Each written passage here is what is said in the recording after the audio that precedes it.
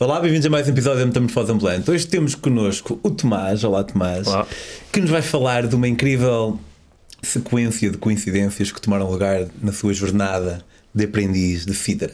Fiquem por aí, vão curtir.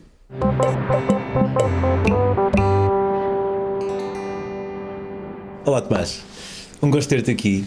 Obrigado. Sabes que eu cheguei até ti porque uma amiga minha, que também já veio à Metamorfose, a Patrícia Carvalho, ela mostrou-me uma palestra que tu deste eu gostei muito, senão não tinhas captado a minha atenção e não tinha vindo a convidar-te, mas houve uma cena que eu curti particularmente, na medida em que eu me identifiquei um bocado com isso, é quando dizes, isto assim fora de contexto pode parecer um bocado forte, mas dizes, e não se esqueçam que vão morrer.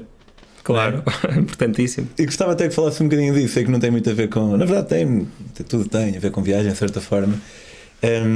Porquê que nós não nos devemos esquecer que vamos morrer?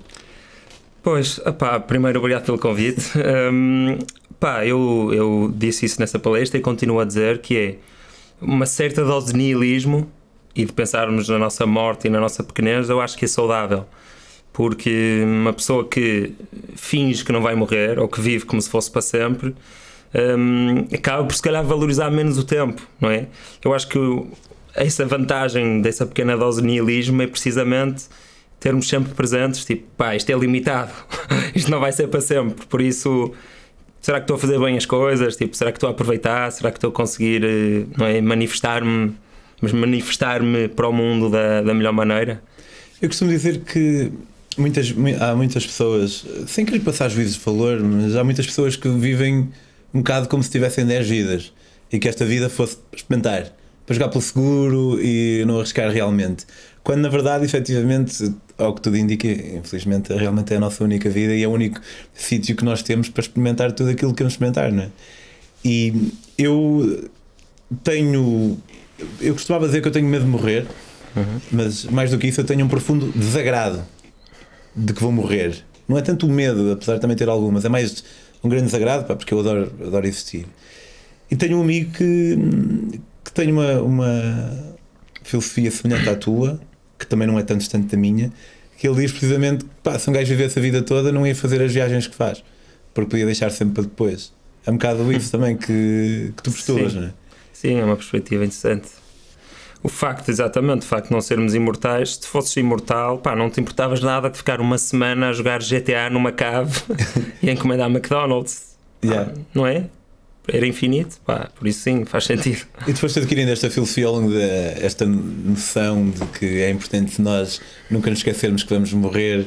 Foi uma cena que tu foste adquirindo ao longo de várias viagens, foi uma cena que tu adquiriste e depois te fez com que tu realmente, porque és uma pessoa muito dinâmica, pelo que eu percebi, metes-te em bué de cenas. Sim, demasiadas. É algo que sempre esteve contigo?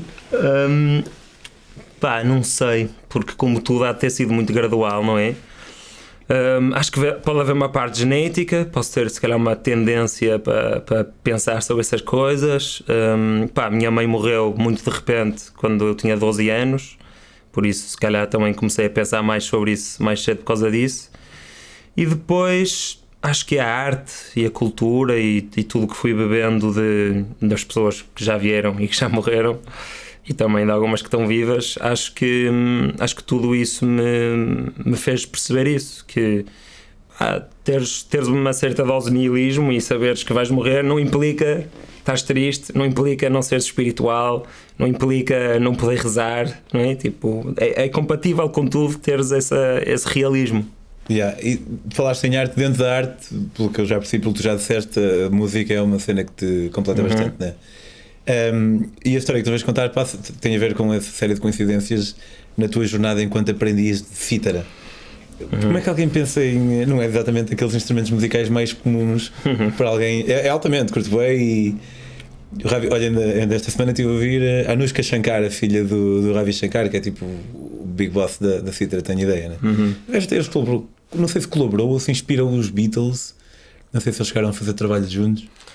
Não sei se com a Anushka, mas eu ia falar sobre isso. A minha história começa em Rishikesh, que foi onde o George Harrison também, pelos vistos, começou a aprender a citar mais a sério ou não sei se ele já tinha começado antes, mas os Rishikesh têm uma ligação muito forte aos Beatles, e eu acho que a primeira vez que eu ouvi sitar assim em música ocidental foi nos Beatles. Okay. Há umas faixas que o George Harrison toca. Aquela While My Guitar Gently Weeps tem sitar? Não, essa não tem. Ok. Within You, Without You, Norwegian Wood, e deve haver mais uma outra. Ok, e o que é que te levou a Rishikesh aí dessa vez? Então, eu estava a viajar pela Índia, fui viajar um ano e sabia que queria passar, acabei por só ir praticamente a 2 países, quer dizer, 3, foi Índia 6 meses, Austrália 4 meses mais ou menos, depois um mês no Irão, depois mais um mês na Índia e depois um mês no Irão. Então nesses primeiros 6 meses da Índia o que eu andei a fazer voluntariado em vários tipos de organização, porque já estava com ideias de começar uma ONG, e a aprender a citar. E a história que eu vou contar agora, que é mais musical, começa em Rishikesh. Eu estava lá num orfanato. Não vivia dentro do orfanato, mas era como se vivesse, passava lá o dia todo, as refeições todas, fazia tudo lá, depois dormia num sítio que era tipo a 10 segundos. E foi uma fase da viagem muito boa, em que fui muito feliz, porque estava uma grande parte do meu dia a ajudar estas crianças, não é? E jovens adultos, a dar-lhes explicações de matemática e de física e a ajudar em tudo. O sítio? E pá, isso é outra história. Tinham-me falado de um sítio que era outro e eu a procurar esse no Google Maps enganei-me e fui parar a este e só me apercebi que não tinha sido aquele que me tinha recomendado passado meses. Mas, não uma coincidência, mas um acaso também. Sim, exato, é um acaso. E é giro quando isso acontece. Já me aconteceu algumas vezes também. Então a minha vida nesse mês que estive em Rishikesh era ajudar as crianças desse orfanato, ter as primeiras aulas de citar assim mais a sério e curtir. E o que era a parte de curtir? Atravessava para o outro lado do rio, lá para uma ponte pedonal muito conhecida, ia lá para 1 ou 2 ou 3 bares e restaurantes que eram assim de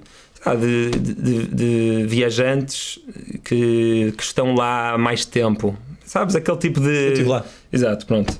E aí tocávamos música e comíamos e bebíamos. E um dia nesse sítio, mais precisamente no Moksha, que eu acho que já não existe, ouvi assim um tipo a falar inglês, little bit like this and like this. E eu, aquele gajo tem que ser brasileiro.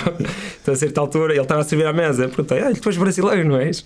Ele sou, e tu rapaz, não sei o quê. Começámos a falar, o gajo é uma cabeça, chama-se Yuri, um abraço Yuri. E ele tinha sido um grande tocador de cello. E depois um dia decidiu vender o cello dele e ver para a Índia. E eu perguntei-lhe, olha, a seguir vou para Varanasi. Onde é que... diz-me um sítio fixe para ficar. Porque eu percebi, tu na Índia, não sei se também sentiste isso. Como já há hostels, não é? E já assim sítios mais ocidentais, é difícil às vezes encontrar aquele sítio, aquela guest house, onde nem estás completamente desligado das pessoas que estão a viajar, nem estás tipo numa camarata que não tem nada a ver com a cultura do sítio que estás a viajar. Ok, eu já estive na Índia há muito tempo. Isso foi quando a tua viagem? 16. Eu, a primeira e única vez, não, a segunda vez e última que eu fui foi em 2011, portanto já foi há bastante tempo. E não foi que eu tivesse a evitar, mas eu não fui a nenhum hostel, portanto não sei. Ficava naqueles hotéis que não são hostels, é tipo aquilo também deste estúdio com quarto de banho e tal. Pois, são esses, são as guest houses que onde normalmente esse tipo de turista vai comunicando, não é? Sei lá, pelo couchsurfing ou de outras formas, que são aqueles sítios onde tu ficas e é local, tem outras pessoas a viajar como tu, mas não é assim um turismo em massa. Então, Yuri vai saber. Perguntei ao Yuri e ele disse-me Ganesha Guest House. E eu, pronto, vou-me lembrar disto. Chego a Varanasi e já não me lembro do nome que ele disse. Então, o nome até não é muito difícil. Não é difícil, mas foi depois de alguns copos e talvez outras coisas. E então cheguei e pensei, olha, o Andrés, que era um israelita que também estava em Rishikesh nessa altura, recomendou-me outro que também gostou, vou-lhe perguntar a ele. Então o Andrés disse-me o nome e eu pensei, pronto, vou para este. Que burro não me lembrar o que o Yuri me contou. E depois chego a este, que na minha cabeça era o do Andrés. E a rapariga recebe-me e diz, oh, Yuri's friend. Pá, eu fiquei mesmo confuso, Yuri's friend? Tipo, como é que ela sabe? Porque a minha cabeça estava a ir para outra guest house. A coincidência não é esta, não te preocupes. Mas já. Sim, e eu, fogo, tipo, fiquei mesmo confuso. E depois, pá, e ela mostrar-me no telefone, tipo, o Andrés, é que eu percebi que estavam os dois a dizer o mesmo sítio. Ok, tudo bem, pá, era mesmo aquilo. É uma guest house que já recebe, pelos vistos, pessoas ocidentais que vão fazer doutoramentos que implicam estudar a cultura assim, mais antiga do norte da Índia. Já ficam pelos vistos há centenas de anos na casa desta família, ou seja, é uma das primeiras guest houses de Varanasi. Pá, e também tem uma certa, eu não sabia, mas também tem uma certa ligação à música. Eu reparei que tinha assim os instrumentos e tinha outras pessoas lá a ter aulas de música clássica indiana. Música clássica indiana? Sim. Não sei. Não... Pá, a música clássica indiana nasce de... Imagina, a base é tampura, que é assim um som, um drone sound de fundo, que vai fazendo tipo primeiras, quintas e oitavas, é assim um som. Fica assim a fazer um ciclo cá fora. E depois por cima disso tu ou cantas os ragas, ou tocas em sitar, percebes? Tens a parte melódica principal, ou tocas em flauta, e depois tens a parte de percussão que é a tabla. Pronto. Se um leigo como eu ouvisse, se calhar ia achar que era simplesmente música indiana. Porque não, sabes porquê? A música de Bollywood, que as pessoas também identificam, esta é música indiana, se tu fores a ver, aquilo melodicamente parece mais tipo pop turco.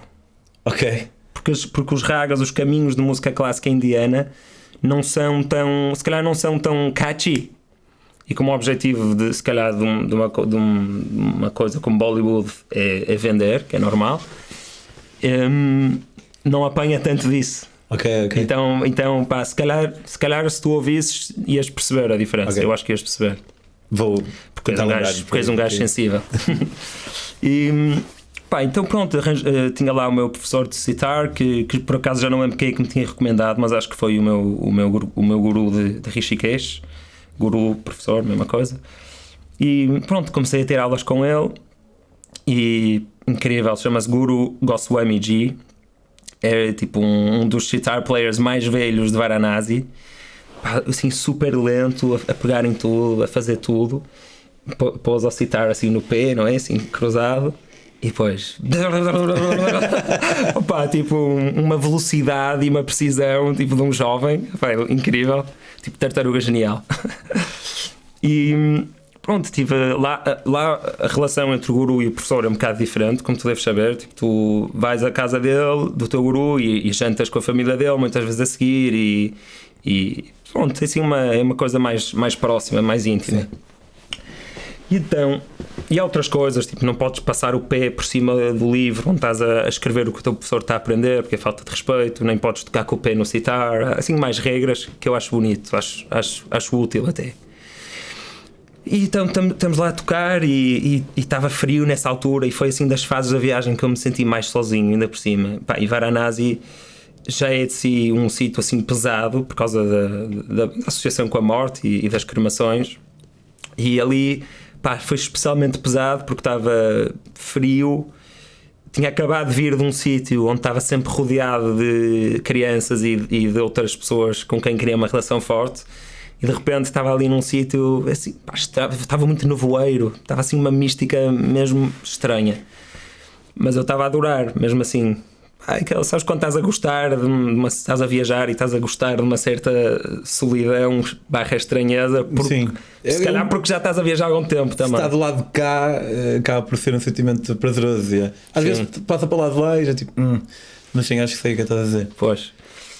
Pá, e um dia estou a falar com o meu guru e ele lá me pergunta: So, where are you staying? E eu disse: Oh, I found this place, encontrei um sítio, Ganesh Guest House. E ele abre assim um bocado os olhos e depois olha para a minha cítara.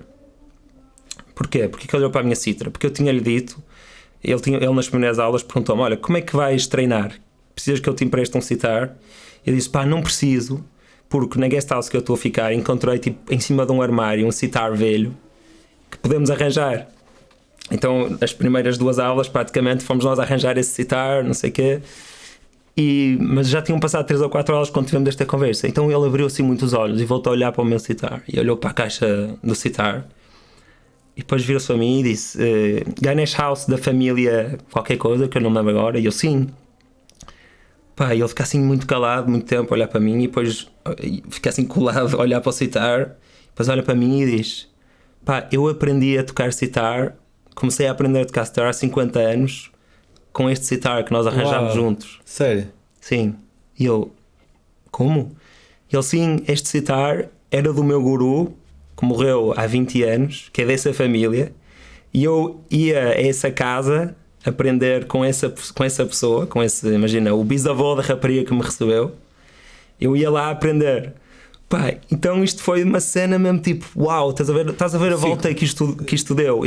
Eu por ter falado com o Yuri em Rishikesh e com o Andrés, e por o meu professor de sitar de Rishikesh me ter recomendado este tipo, fui parar a um sítio, arranjei, pá, já viste a beleza que há eu ter arranjado aquele sitar com ele, os dois assim, tipo, a pôr os fios e a polir aquilo, e ele sem saber, aquilo foi o sitar do guru. Estava a reconstruir o sitar onde aprendeu. Sim. A tocar.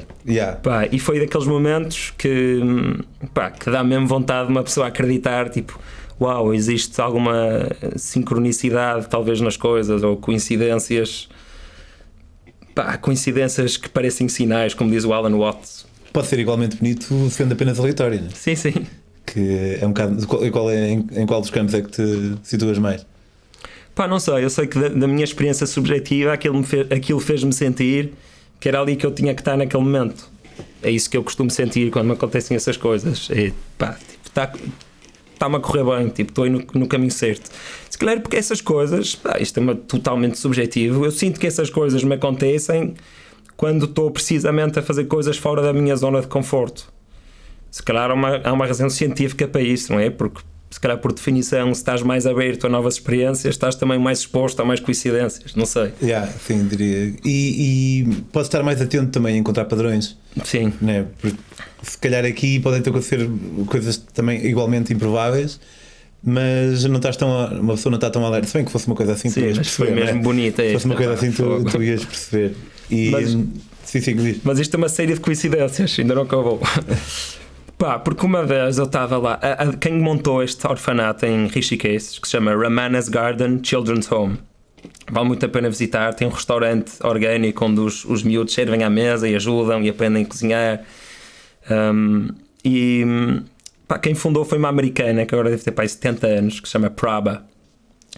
E ela, nome já indiano? Sim, ela não partilhava muito o nome dela americano. Stacy. Estou a brincar, fui buscar o mesmo nome mais americano que estava na minha cabeça. Então ela é que montou aquilo, tipo, há 30 anos, 40 anos, nem sei. Mas já tem alguma idade e assim é alta e assim forte e tem, percebes, assim imponente, grande matriarca daquelas criançada toda e dos voluntários todos. E um dia eu estou no quarto dela. Ela está tipo na cama a falar ao telefone com uma amiga e eu estou na sala a tratar de umas coisas das redes sociais que ela me pediu ajuda. E eu, enquanto que fazia aquilo, estava a ouvir a conversa dela ao telefone com uma amiga.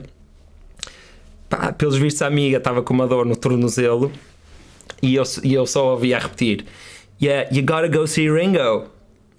Ficou-me na cabeça aquilo, talvez por causa do Ringo Starr, porque estávamos em Rishikesh, Beatles. Ouvia sempre a dizer Ringo, a amiga a dizer: olha, eu também tinha esse problema, fui ao Ringo em Goa e ele curou-me isto, não sei o quê. E aquilo ficou-me na cabeça, tanto que depois, nessa noite, também fui ao Moksha e, tipo, a certa altura também repeti isso, tipo, you gotta go see Ringo. Foi uma cena, um meme que ficou na minha cabeça. E depois disso viajei, isto foi tipo relativamente cedo na minha viagem. E depois, passado, ou seja, havia essa cena do Ringo também associada a Rishikesh, e depois passado 5 meses, estou em Goa, no Hilltop Festival, que é um festival de trance, tipo o melhor festival de trance da Índia, pelos vistos. Eu nunca tinha ido a um festival de trance e nunca tinha... Curso de trance ou era porque estavas lá? Não, acho que por acaso aprendi a gostar um bocadinho mais de trance nesse festival, porque aquilo exige, isto agora é um grande à parte, mas eu acho que apercebi-me que a parte repetitiva daquilo, os baixos, tem uma função precisamente de trance, ao ponto e essa função é tornar-se invisível passado algum tempo. Ou seja, eu cheguei, estava completamente sóbrio, bebi para aí uma cerveja com a minha amiga Catarina, que estava a viajar comigo nessa altura, e fomos assim mesmo para a frente, só cegos, e eu tipo, fui lá tipo, tentar perceber aquilo, e consegui perceber, e é isso, aquilo tem uma função repetitiva, e a certa altura começas a ignorar o beat, e aquela parte que parece a burro, parece tipo a aguna, aquela parte mesmo repetitiva do trance. E o que acontece? O resto, que é os médios e os altos, sobressaem de uma maneira incrível e são mais bonitos. Okay. Então, tipo, foi fixe por causa disso. Acho que nesse festival consegui perceber melhor o trance. Mas fiquei farto a certa altura. Apesar de tudo, cansa na mesma. Sim, cansa na mesma. A certa altura fiquei farto, a minha amiga ficou a dançar. Então, pronto, fui dar umas voltas a pé e a certa altura vi um senhor, velhinho, sentado na relva. E devia também ter 70 anos. E pensei, olha, vou perguntar a história, qual é a história daquele senhor. Vamos sentar ao lado dele, estamos os dois aqui sozinhos. Então sentei ao lado dele, comecei a falar, ele disse-me, eu já venho a festa, eu já comecei a ir a festas de trance há 40 anos. Ele era indiano ou era? Não, era bife. Inglês. Comecei a ir a festas de trance há 40 anos, tipo, fui às primeiras que houve em Inglaterra, que foi num bosque, não sei onde, contar uma história da vida. Depois, onde é que estás a ficar? E eu, estou aqui a ficar em casa de um amigo que vive cá, e continua a explicar, eu teu amigo, o que é que faz? E ele tipo cura as pessoas e assim, um gajo da medicina holística, blá, blá, blá, blá. E ele está assim sentado à minha esquerda e eu viro para ele e ele está a olhar para mim e eu, Ringo. E eu, how did you know? Foi incrível porque o You Gotta Meet Ringo ficou tipo em loop na minha cabeça durante aqueles 6 meses. E aparece-me este senhor e diz-me aquilo e eu juro-te, foi literalmente assim, olhei para ele 6 meses? Pensar, sim. 5 meses, desculpa. E é que fosse uma semana, mas já. Sim, mas o facto dele ter ficado a olhar para mim e eu dizer Ringo. E era, isso foi lindo. E pronto, isso, as coincidências são. Aí também senti, mas pode ser, não é? Pode ser estupidez, mas também senti tipo, fogo, estou a ir no caminho certo, sabes? Estas coisas fazem-me sentir que estou no sítio certo. Eu acho que, sem dúvida, que elas trazem uma certa beleza à vida, a constatação desse tipo de coincidências, sim. E são bonitas, portanto, o que eu vou dizer a seguir não é com o objetivo de retirar qualquer tipo de beleza a isso. Mas é como se, eu sinto que é como se, não sinto, não é um sentimento, parece-me que é como se imagina, se pegares um punhado de areia e mandares ao ar, ela vai cair, ou pedritas, elas vão cair e pode haver uma que faça a figura de uma flor, um conjunto delas. E isso é bonito, mas a flor tem um significado porque eu lhe dou um significado porque eu já conheço aquela imagem. Mas de certa forma, em termos do universo, aquele formato daquela flor é tão bela como o formato de outra coisa qualquer. Eu é que olho para aquilo que eu já conheço e vejo essa beleza. Sim, faz sentido. Não acho que. Mas sabes que eu sou um ateu muito inconformado, porque eu gostava.